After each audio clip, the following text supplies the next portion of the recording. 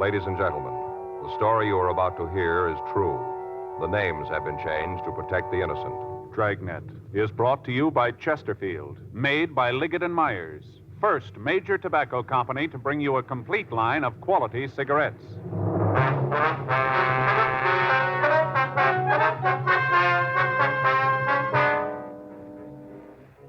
You're a detective sergeant.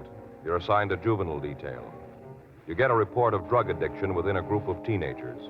You don't know if the information is true. Your job, check it out.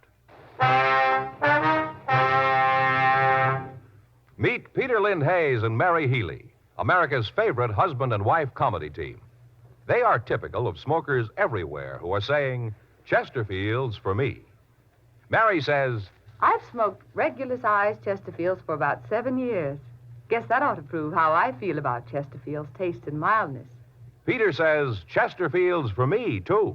As far as I'm concerned, King is the only size. And like Mary says, Chesterfield is the only cigarette. Either way you like them, I'll bet you'll find Chesterfield is best for you. Yes, smoke America's most popular two-way cigarette. Regular and king-size Chesterfield. For the taste you want, the mildness you want, join the thousands now changing to Chesterfield. Always say, Chesterfield's for me.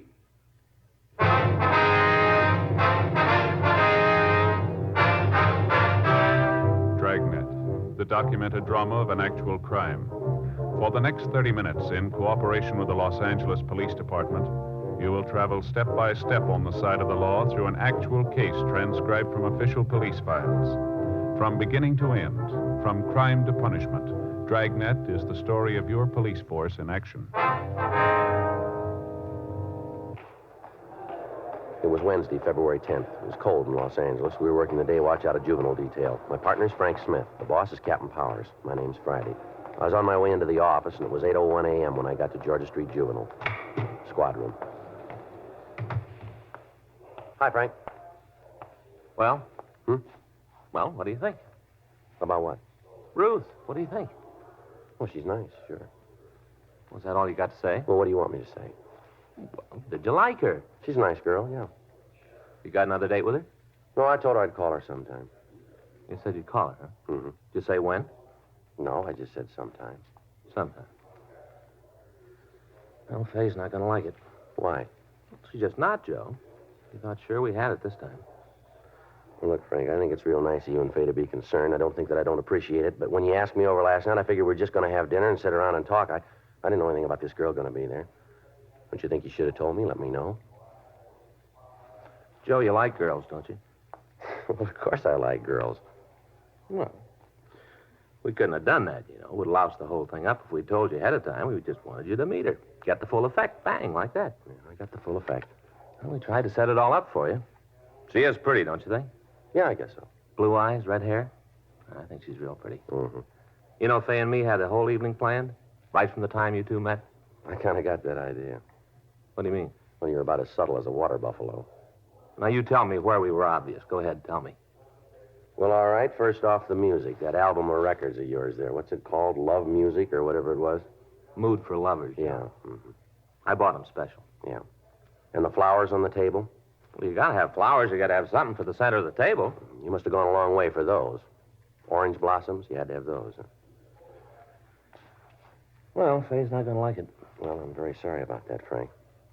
Oh, we're just trying to show you the advantages of getting married. Yeah, well, I appreciate you and Faye trying, but let me do it my way, huh? Any mail this morning? Huh? Any mail? Yeah, Skipper put a note in your box. Okay.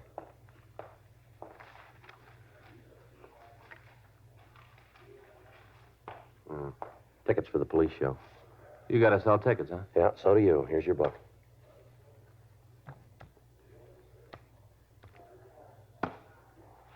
You're not mad, are you, Joe? Oh, man, it's just that all the time people are trying to be helpful, you know. Well, I kind of hate to say it behind her back. Hmm? I say I hate to say it behind her back, but it was Faye's idea. I didn't have any part in it. Yeah, Faye's idea. Faye's idea. You're sure you're not sore, huh? No, I told you I'm not mad. Sure? I'm sure, Frank, yeah. Oh, Ruth. What? Look, Wasn't the fact that she was a redhead, was it? Friday? Yeah. Yeah, Skipper says to run this down. Thanks, Ed.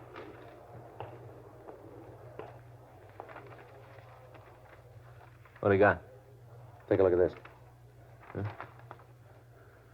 Dear sir, I have some information for you about a big dope ring. It's important I talk to you.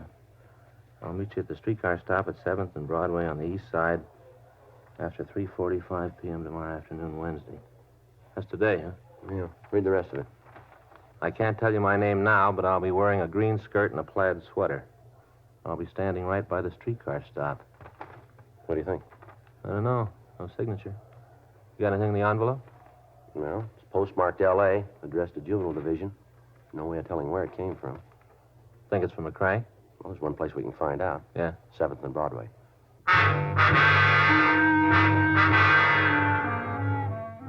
The fact that the note had been addressed to Juvenile Division instead of Narcotics Detail indicated that the person who wrote it had some knowledge of the workings of the police department.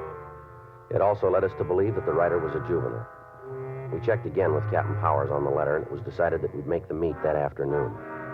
Frank and I spent the rest of the morning going over reports on a case that we just finished, and at 3:15 p.m. we left the office. Frank stopped the car at 8th and Broadway for a traffic signal, and I got out and walked the remaining block. There was no one at the streetcar stop dressed in a green skirt and a plaid sweater. While Frank circled the block, I waited. 3:40 p.m., still no sign. At 3:52, a woman of about 23 got off a streetcar and waited on the corner. She was wearing a dark green suit with a plaid blouse. I waited for some indication that she might be the person we were waiting for, but she gave none. Finally, she turned, walked across the street, and disappeared into the crowd. 4 o'clock, 4:15, still no sign of the letter writer. 4:30, 4:45. Frank pulled into a loading zone near the corner, and I went over to talk to him. What do you think? Well, I don't know. She's an hour late now. Uh-huh. Well, that note must have been from McCrae. Yeah, I guess so. Well, come on, get in. We better go back to the office. Yeah. Hey, wait a minute, Joe. What? Right there, crossing the street. Oh, yeah. Matches the description. Must be her. Well, she's looking this way. I'll check it. She looked about 15. Brown hair and a thin, young face. She was carrying an armful of school books. She paused in the corner and watched me. I walked up to her and told her I was a police officer. She nodded and then walked out to the safety zone and climbed onto a waiting streetcar. I followed her. She walked to the back of the car and took a seat. I sat down next to her. I could see Frank following us in our car. We rode 3 blocks before she spoke. I'm sorry I was late. It's all right. I usually try to be on time, maybe even a little early. That's the way it should be, don't you think? Well, what was it you wanted to talk about, miss? I got hung up at school, couldn't get away when I thought I would. Yeah. That's the reason I'm late. Well, you said something in the note about a narcotics ring. How much am I going to get involved in this? What do you mean? How deep am I going to get? I don't want any trouble myself. We're doing this to help somebody, but I don't want to get mixed up in it myself. Well, maybe you better tell me what it's all about first, huh? We can decide the rest of it later. That's the way it has to be? Well, you called us, remember? Yeah, I guess so. What's your name? Edna. Your last name? Well, that isn't going to help any. You don't need it. How old are you? 15. All right, what about this dope ring? I want to tell you about it. A friend of mine is in pretty deep. I think she's hooked bad. I want to help her. What's your friend's name? You have to have that? Well, we're not going to be able to do very much without it, are we? Catherine.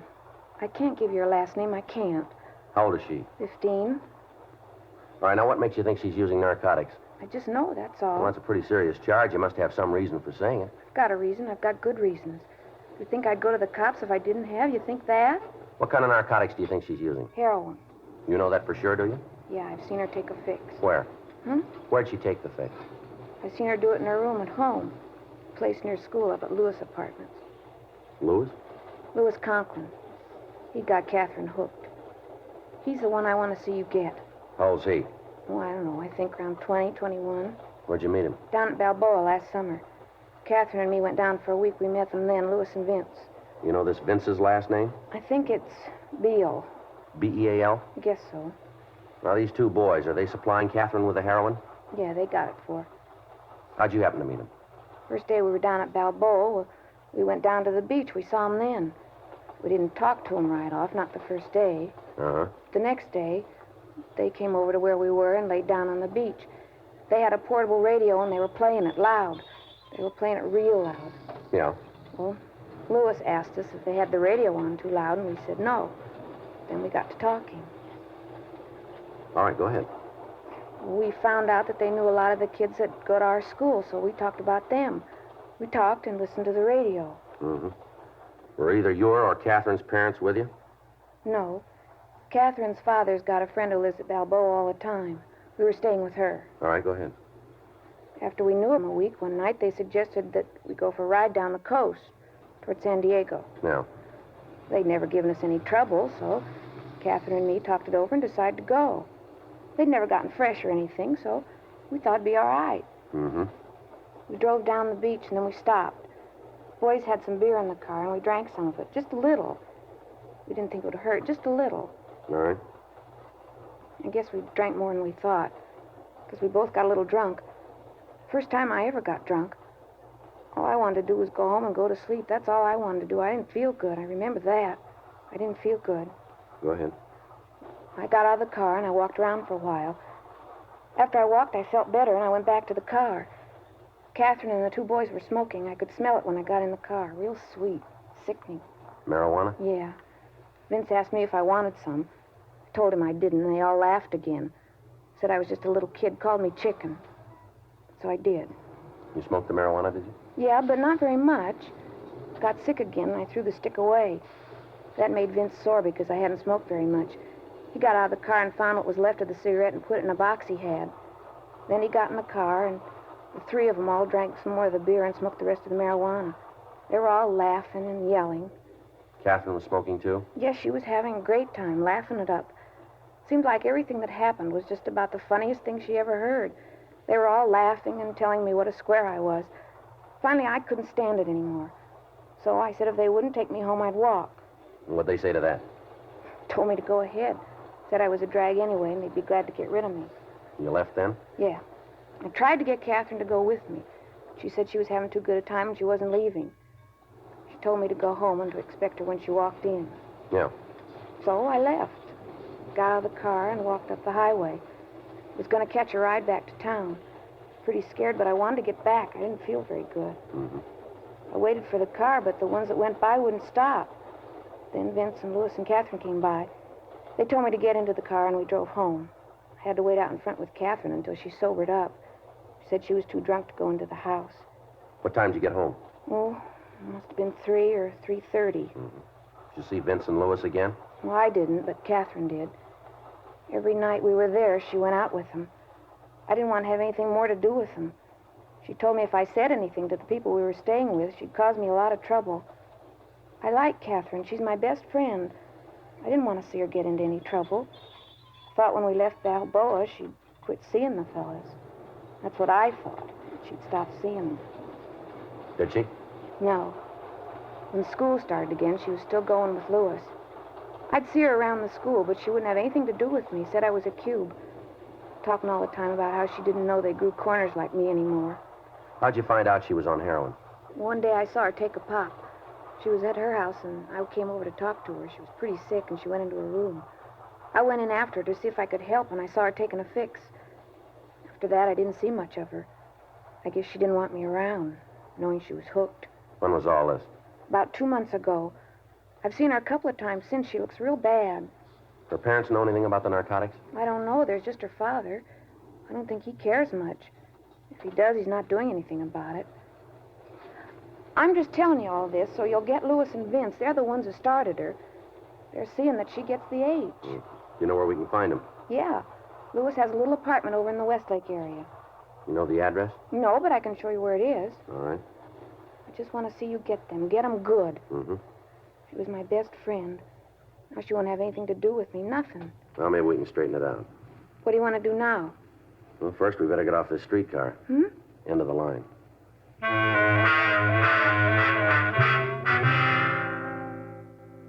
Edna and I got off the streetcar, and Frank picked us up.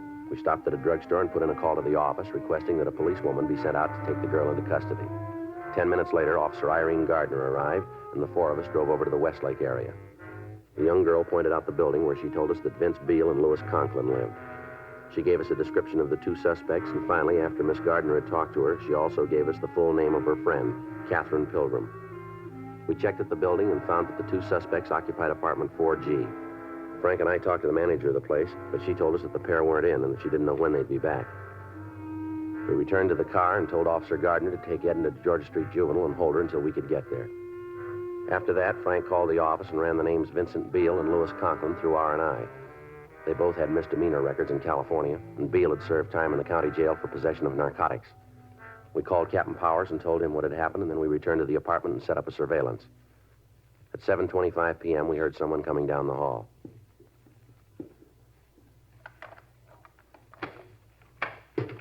Don't worry about a thing, honey. It's all going to be all right. I'm sick, Vince, real sick. I know. I'll make a call, get you fixed up. Just calm All down. right, hold it right there, police officers. Hey, what are you doing in here? You got no right to break in like this. What's this all about? I gotta go, Vince. I got it. Hold it up, Miss Pilgrim. How do you know who I am? What are you gonna do? Don't say anything, Kathy. Don't tell him nothing. Turn around, Beale. What for? What are you shoving me around? Turn around. for? Here, turn around. I'll shake him, Joe. Stand You still. won't find nothing, cop. I'm clean. Call it. Nothing. Where's Conklin? You got it figured so good, you'd tell me. You better watch that mouth, kid. It's going to get you into trouble. You tell me all about it, cop. I got no problem. What are you taking us in on? What's the charge? Violation of the Narcotics Act and contributing. Yeah? You didn't find anything on me. You didn't find anything in the pad. You've been on the spike, cop, and you know it. Now, why don't you run along, and I'll forget all about you being All right, here. let's go. Where are you taking me? Downtown. To jail? Juvenile hall. You gonna call my father? That's right. Well, he won't tell you anything. He won't tell you a word. Keep your mouth shut. Why? I got nothing to hide. I'm not a hype. You ask my father. Let me see your arms, Beale. Huh? Your sleeves. Roll them up. Come on, quick. Here. Where'd you get those marks? You tell me. Let me see your arms, Miss Pilgrim. It's not gonna prove anything. Not a thing. Let me see them. Go ahead, honey. If you don't go along with them, they bring out the rubber hose. Somebody messed with you a long time ago. Come on, Miss Pilgrim. Let me see your arms. Well, all right, here. How about it, Joe? Take a look. Yeah. Fresh needle marks. We called Narcotics Division and asked them to come out and go over the room in an attempt to find a trace of narcotics. We put in a call to the office, and Irene Gardner came out and took the Pilgrim girl into custody. A stakeout was set up on the apartment to apprehend the other suspect, Louis Conklin. Frank and I took Vince Beale to the office and questioned him for over an hour, but he failed to come up with his source of supply for the heroin. He was turned over to officers from Narcotics Detail and booked in at the main jail on suspicion of violation of the State Narcotic Act, a felony. A call had been put into the father of Catherine Pilgrim, and at 9:37 p.m. he arrived at the office. Friday and Smith, where are they? My name's Friday. What can I do for you? I'm Robert Pilgrim. I want my daughter. She's downstairs right now. A doctor's taking care of her. What for? Well, she's pretty sick, Mr. Pilgrim. Sick. What's the matter? You've got no right to give her any kind of medication without my approval. We couldn't reach you. How hard did you try? We called your home and your place of business. We got no answer. Our doctor thought it was best to give the girl something right away. What's wrong with her? What are you doing to her? Your daughter's a narcotic addict, Mr. Pilgrim. That is a lie. Now, you get her up here right now. You hear me? You get on that phone and have her brought to this office right now. I'm taking her home. Afraid we can't do that. Who are you to tell me what's going to happen? I pay your salary, officer. Don't forget it.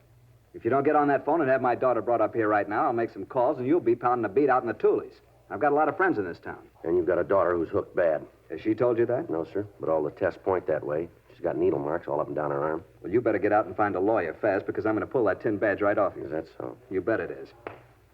How do I get a line? Dial 9.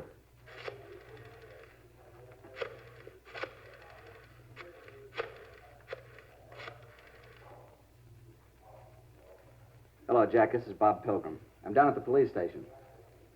Yeah, Kathy's here. The cop says she's a hophead. I want you to tell him. Here, you talk to him. Yes, sir. Who am I speaking with? Mm-hmm. Yes, sir. Yes, sir. Well, we did find hypodermic marks. I see. All right, sir. We'll be checking with you. Now you'll get my daughter?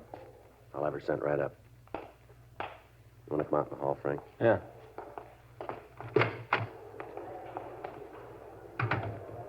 Who'd he call? It was their family doctor. We might not have a case here. What's the matter? Well, the doctor says he's been treating the girl for the past 6 months. Yeah. Been giving her hypodermic injections.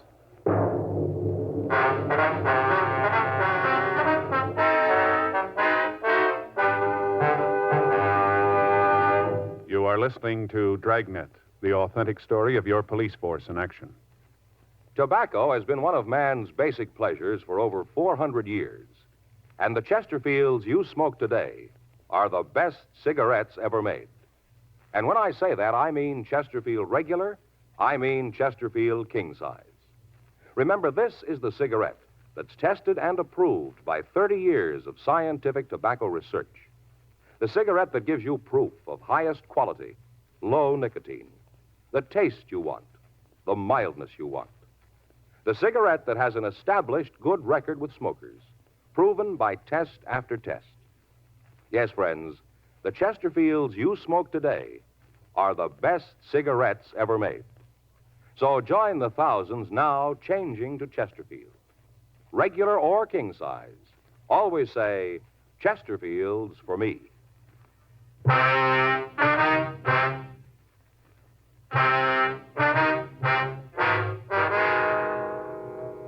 With the doctor's statement, there was nothing we could do but release the girl to her father pending further investigation. The parents of the teenager who had written us the first letter came to the office, and she was released to them. At 11:40 p.m. that night, we got word that the other suspect had returned to the apartment and had been taken into custody. He was identified as Louis Conklin, age 23. He was taken to the main jail and booked on the same charges as Vincent Beale. Their apartment was gone over, but no trace of narcotics was found. We questioned both suspects again, but they failed to cooperate with us. Frank and I checked out of the office and went home. The following morning, we drove out to see the doctor who had told me he was treating the Pilgrim girl. He said the girl was underweight and highly nervous and that he had been giving her vitamin injections. He went on to say that he'd stopped treating her 5 months previous at her father's request and that he had not seen the girl since then.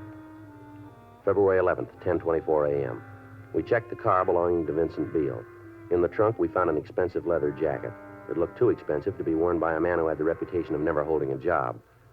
We took the jacket over to the crime lab and had it checked. From a cleaning tag, we got the name of the cleaner who'd serviced the jacket. We contacted him, and he remembered the jacket as having been among several stolen from his store. With this information, we went back to the main jail and had the Conklin boy brought from his cell. He told us that the jacket belonged to Vincent Beale. He was brought into the interview room. This leather jacket belong to you, Vince? No, I never saw it before. Conklin says it's yours. I don't know. Maybe it is. What difference does it make? Take a look. We want to know. Yeah, it's mine. Where'd you get it? Where do you think I bought it? You know someplace you can get these without buying them? Yeah, the same place you picked this one up. Well, what's that supposed to mean? You know a man named Ted Hartman? Who? Ted Hartman. Ted Hartman. Never heard of him. He knows you.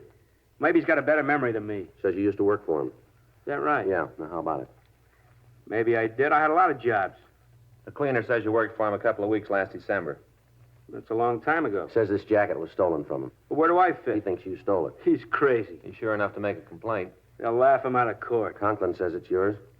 I told you I bought it. Conklin wants no part of a burglary rap. What'd Conklin tell you? Maybe we ought to get your side of it, huh? What'd he tell you? I got a right to know. Look, he's going to make a beef like that on me. I got a right to know what he said. He wants no part of it. He lays it all on you. He's no good. I had him figured for a guy I could trust. He did all right on the deal. Loot kept us both going. What do you mean? I thought he told you all about Yeah, well, it. we want to hear it from you. A lot of times stories get all mixed up. Now we want to get it right.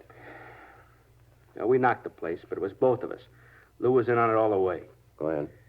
We were scratching for H. We had it real bad. We needed some way out. I thought about the cleaning place. Figured we could score good. Well, we did all right. Took care of 3 of us for a long time. You, Conklin, and the Pilgrim girl, is that it? Yeah, that's it. What were you shooting? Me and Lou kept it down. The Pilgrim kid, she built up fast. She was juicing 5 caps a day.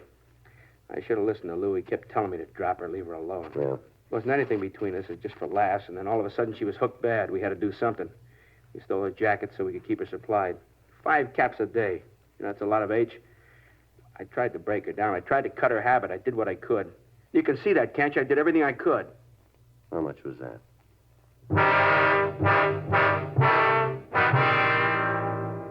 5:23 p.m. Frank and I, along with policewoman Irene Gardner, drove out to the Pilgrim residence. We went up to the front porch and rang the bell. Yeah. What do you want? I'd like to see your daughter. Now, you get out of here. You get out of here right now. I've had enough of this shoving around from you. It's about time you learned your place. It might be better if we came in. Anything you got to say to me, you can say here. I don't want any cops in my house. You want to get your daughter? What for? We're going to have to take her down to juvenile hall. You guys just don't give up, do you? You want me to call my doctor again? We talked to him this afternoon. Then you know the story. Now get out of here. You want to get your daughter? Look, I've got a gun inside. If you're still here when I come back, I'm going to Now, use... you listen to me, mister. You've been acting like a big man long enough. You can play the part of the outraged parent with your family, but don't try it with us. I'm not going to have you talk to me like that. Not much you can do about it. We got the boy who's been supplying your daughter with narcotics. It's pretty clear that this home isn't the place for her. She's a good girl. We didn't say she wasn't. Then why don't you leave her alone? You know better than that. Can do you boys some good downtown. I got a lot of friends. You're going to need them. All right, you want to make a case out of this? I'll fight you in every court in the country before I let you take my daughter away from me. Now, you just try it. Your daughter's a drug addict. She's sick. She's got to be straightened out. She needs help. Who are you to set yourself up as the jury? You got a fine girl in there. She got all the breaks except somebody who thinks enough of her to stand by her. There isn't anything she wants she doesn't have. What about the things she needed? You let her run all over the town by herself. She gets in trouble, and you won't take the time to care for her. What about those two men who got her started? What are you going to do with them? They're guilty. If it hadn't been for those two, this never would have happened. They'll be taken care of. You lay the blame any place you want, mister, but if you're honest, you'll keep it. What's going to happen to her? She'll be given medical attention. We'll do what we can. I can afford to take care of her. I've got the money. I'll hire the best people. I want her to have the best. Yeah. She's mine. I'm her father. I've got the right to take care of her. Yes, sir, that's right. Hmm? Why didn't you?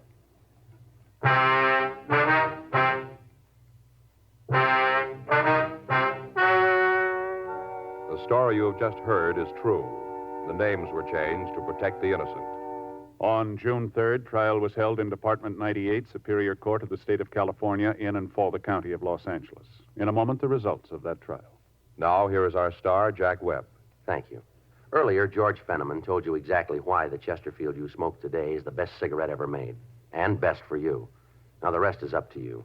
Get a carton or two for yourself. Smoke them, and you'll say, as we do, it's Chesterfields for me.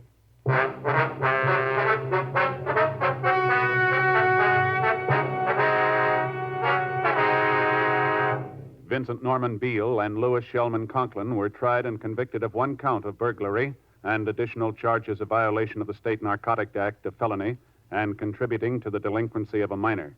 They received sentences as prescribed by law. Burglary is punishable by imprisonment for a period of not less than 5 years in the state prison. Catherine Noreen Pilgrim had a hearing in juvenile court and was made a ward of that court.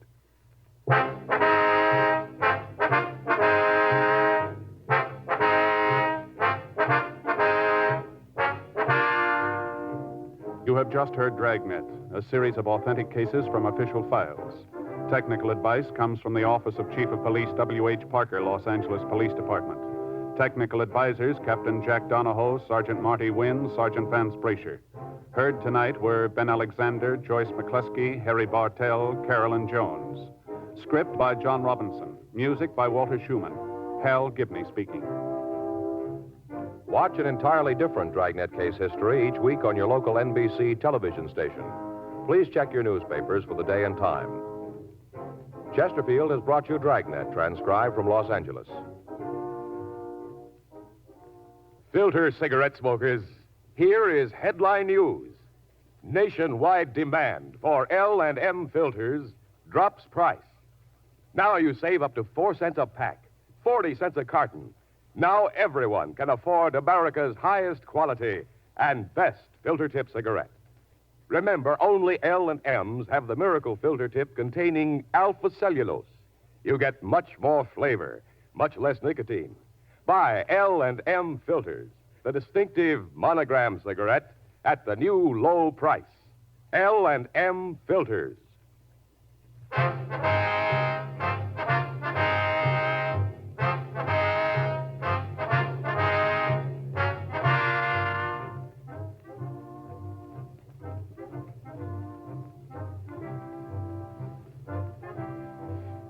Hear Crime and Peter Chambers following John Cameron Swayze on the NBC Radio Network.